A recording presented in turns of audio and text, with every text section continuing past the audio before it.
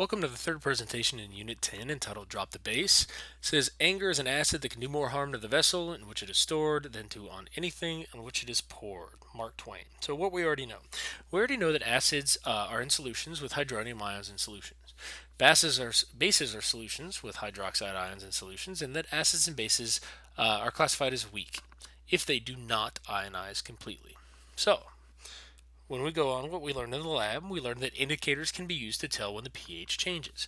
So you start off with a solution that may be red or maybe purple, and as you slowly add base to it, you get to the point where it reaches what we call the titration equivalence point. It actually changes color, so it changes from red to blue. And if you notice, it happened all at once. There was not kind of a gradual change to blue. It was very, very red, and then all of a sudden it changed. So acids and bases react in what's called neutralization reaction, and the titration is a very, very, very useful tool, and it can be used to determine the concentration or the molarity of an unknown. So, the neutralization reaction is where an acid and a base react to form a salt and water. And so you see this. This is the general equation for an acid. It's HA. And this is the general equation for a base, BOH. Once again, we're working with the Arrhenius definition of the acid. So you have HA plus BOH gives you a salt, and the salt is Ba. Okay, where you have B, which is the positive cation, and you have A, which is the negative anion, and water. Okay, so as the neutralization reaction occurs, the pH gets closer and closer to 7 because whatever you initially measured it with, let's say you had an acid to begin with and the pH was 1, as you add base to it, you are destroying the acid. The acid no longer exists. And because of that, you're getting closer and closer to neutral. Now, indicators are used to change the color when the pH changes. Okay, there are several different indicators. There's hundreds of different indicators depending on the range of pH in which you want to use. And so that's the key point is where do you want it to indicate that there is a change in pH? Some people are interested in the pH change from 1 to 2. Some really want to know when the pH is 7, and that's pretty common because you want to know when it's been neutralized. So whenever you do this, you have to take into account, you have to select your indicator based on what you want to know. So a lot of times the pH can be used to find what's called the equivalence point. The equivalence point is where the number of moles of acid equal the number of moles of base. Assuming that both of them are strong acids, strong bases, and monoprotic, you end up getting a pH of 7 at the equivalence point. So the equivalence point is where the number of moles of acid equal the number of moles of base. So those two things are equal to each other. Generally speaking, the pH is 7 whenever you have monoprotic strong acids and strong bases. This right here is a graph of pH versus the volume that you add.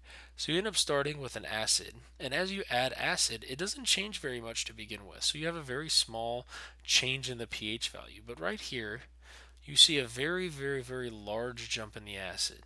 And that has to do with the fact that, remember, pH is a logarithmic scale. Okay, so as you slowly add the acid, there's not much change at the beginning, and then all of a sudden there's this big jump, and then it levels off again because of the whole idea of it's logarithmic. So like we said, titration is a common tool for quantitative analysis because you can actually calculate how much of an unknown substance there is. A lot of times the unknown substance is called an analyte because it's the substance that you're actually trying to look at. Remember, this right here is a burette. Okay, the burette is used because you can get very, very accurate measurements of volume. Okay, and the indicator is used to change color when a pH reaches a certain point. And so what you're doing is you're comparing a known to an unknown, and you're using what you know to figure out what the unknown is. That's the whole goal. So now, whenever we do these, it's helpful to create what's called a rice chart. Okay, whenever you have a rice chart, the rice chart is generally considered to be reactants, and then you have initial, you have change, and you have equilibrium.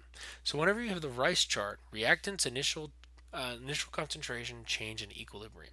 Whenever you use this, it helps keep track of your data and is really, really, really important when you're talking about equivalence point or neutralization reactions. Okay, you've got to keep track of what you have at which points. So it says how much 0.15 molar sodium hydroxide needs to be added to a solution of 25 mils of 15.8 molar HCl in order to reach a pH of 7. So you should realize that both of these are strong acid, strong base, and it's a titration. Because of that, we can say that the pH is going to be 7 when the number of moles of acid equals the number of moles of base. Now, if you remember, I don't actually have the number of moles of acid or base, but I do have the concentration. So another expression would be the molarity of the acid times the volume of the acid equals the molarity of the base times the volume of the base. So when you plug your numbers in at this point, you get 15.8 times 25, and technically I probably should convert 25 mils into liters, but because I want liters on the other or milliliters on the other side, I'm not going to be able to, or I could just leave it as it is because it's a ratio. So now on the other side I have 0.15 molar of sodium hydroxide, and then I can calculate the volume of the base. When you do this, you would take 15.8 times 25, and you would divide both sides by 0.15. Okay, when you do that, you get the volume of the base to be about 2,633. Because you were in milliliters with your initial value for volume, this value is also in milliliters. So if you were to look, it kind of shows you the power of a concentrated acid versus a diluted acid. So here you have a diluted acid and a concentrated acid. It takes almost 100 or over 100 times the volume to neutralize the concentrated acid. So it says, what is the molarity of KOH? So in this case, I'm looking for the molarity of the base. If 73.2 mils of the solution is added to 25 mils of 1 molar hydrobromic acid to reach a pH of 7. So once again, it's the whole idea that you are trying to look for the equivalence point. So the moles of acid has to equal the moles of base, or the molarity of the acid times the volume of the acid is equal to the molarity of the base times the volume of the base. Once you do this, you can plug in your numbers. You can say, okay, well, I have 1 molar and I've got 25 mils. And in this case, I don't know the molarity of the base. That's something I'm trying to find. But the volume that I had to add to it was 73.2 mils.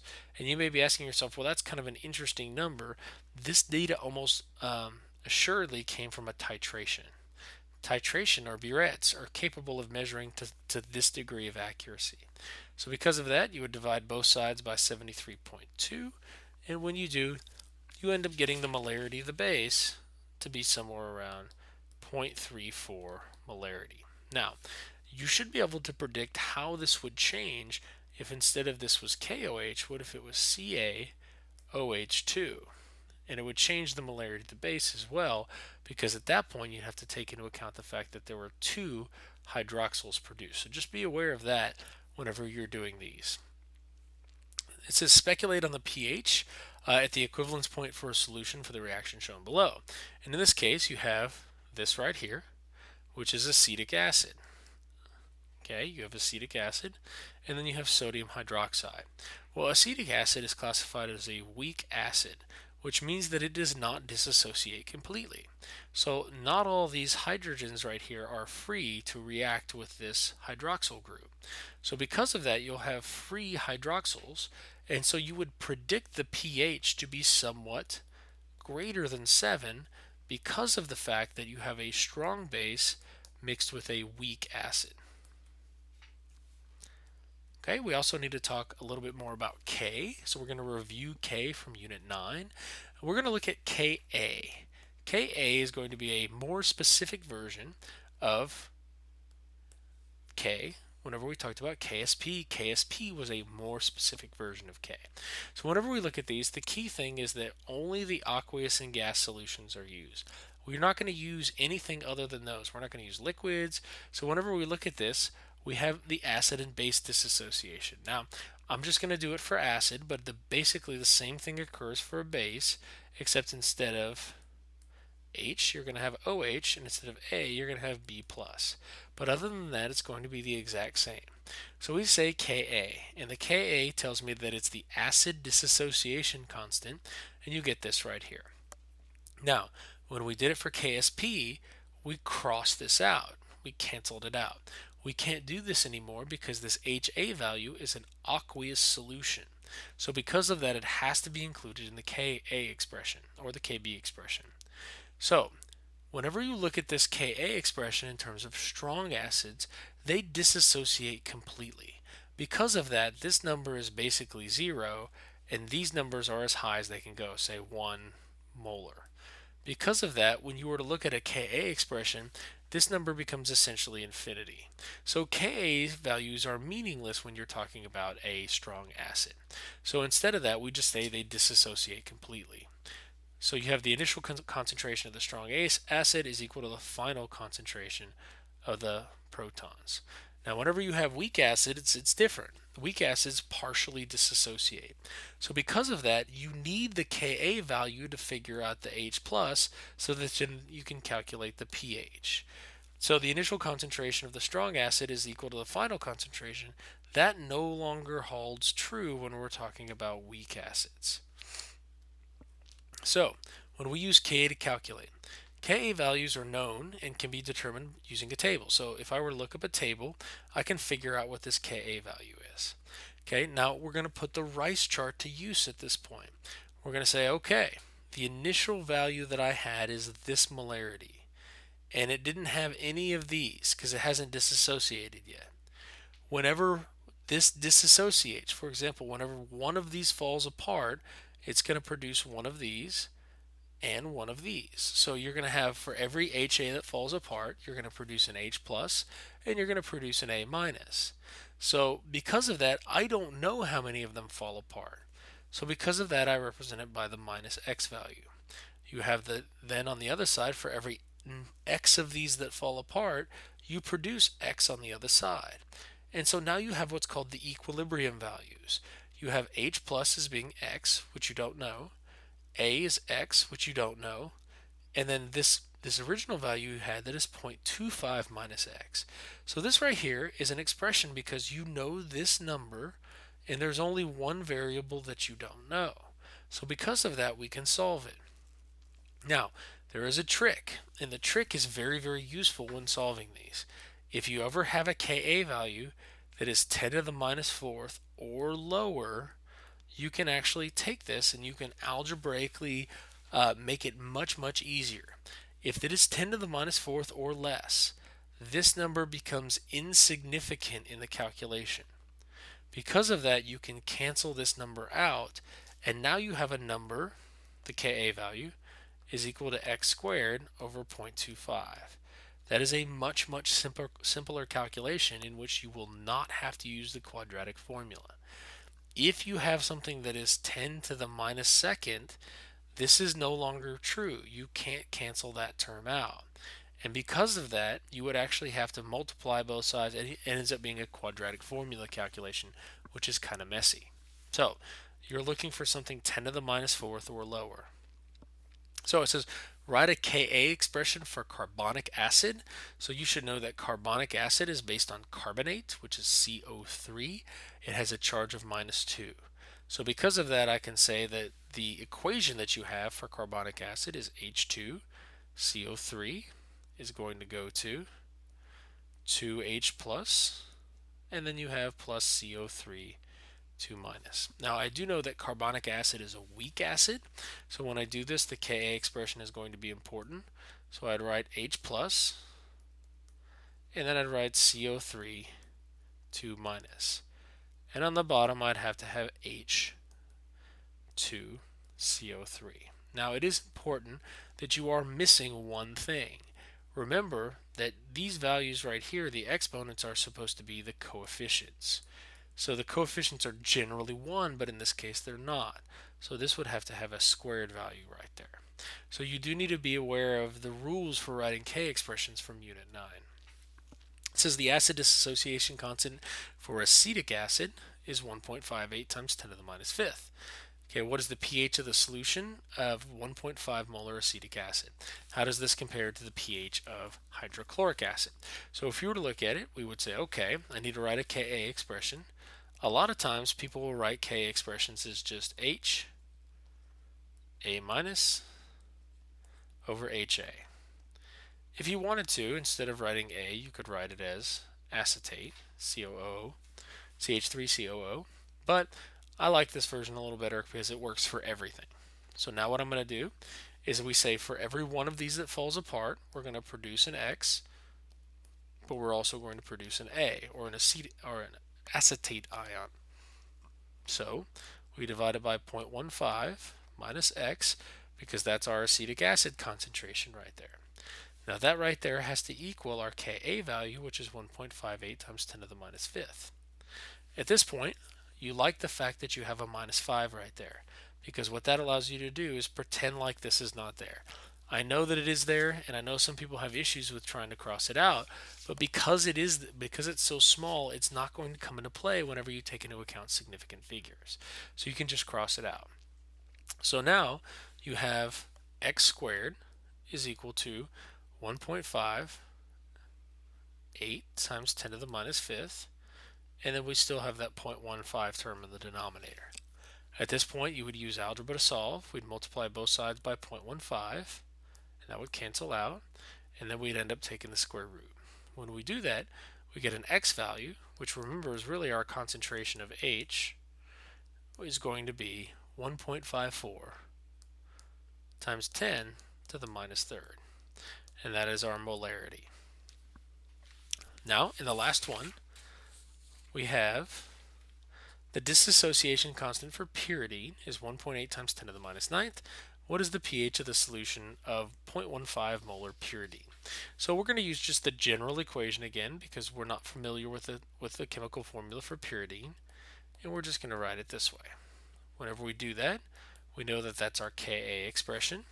So now we can say, all right, well, 1.8 times 10 to the minus ninth, that is equal to x times x divided by 0.15 minus x. I really like the fact that that's lower than minus 4, so because of that I can cross this term out, and I have 1.8 times 10 to the minus ninth is equal to, apply both sides by 0.15. We're running out of room right here, and then I can take the square root of that value. Whenever I take the square root of that value, I end up getting a concentration of hydrogen, or A minus, but we're not interested in that, of 1.64 times 10 to the minus fifth. Now that's not actually the answer for this particular question. The question says, what is the pH? So the last thing that I need to do is I say pH is equal to the negative log of the hydrogen concentration. I take this number, I plug it in, and I get pH is equal to the negative log of 1.64 times 10 to the minus fifth. When you plug that into your calculator, you get a pH of about 4.8. Okay, in conclusion, you have what's called a buffer. A buffer is a interesting thing in that whenever you mix a strong acid with a weak base, you create what's called a buffer system. And this allows you to have a system in which the pH does not change very much. So you create what's called a weak acid with its conjugate base. So when we do this, you have something like, you see here, you see acetic acid and acetate.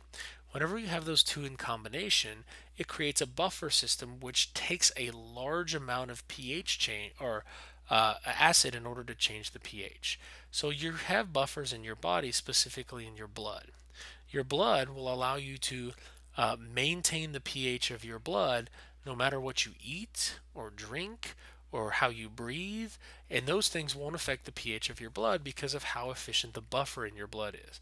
Now you can actually create a buffer in the lab as well, but we're interested in pH in the body. So blood is a buffer, breathing regulates pH. So if you've ever wondered why people who hyperventilate, why is that an issue? Because they're just breathing more. The reason why you hyperventilate is it affects the pH of the blood. You end up getting excess carbonic acid in your blood, and because of that, it can actually cause somebody to pass out. Now, eating can also affect the pH in your body. If you drink nothing but lemon juice or tomato juice, or you eat foods like tomato sauce, those can affect the pH in your stomach and also possibly in your blood if it gets that far. But really what it does is it affects the pH in your stomach, and it causes something called acid reflux. Acid reflux.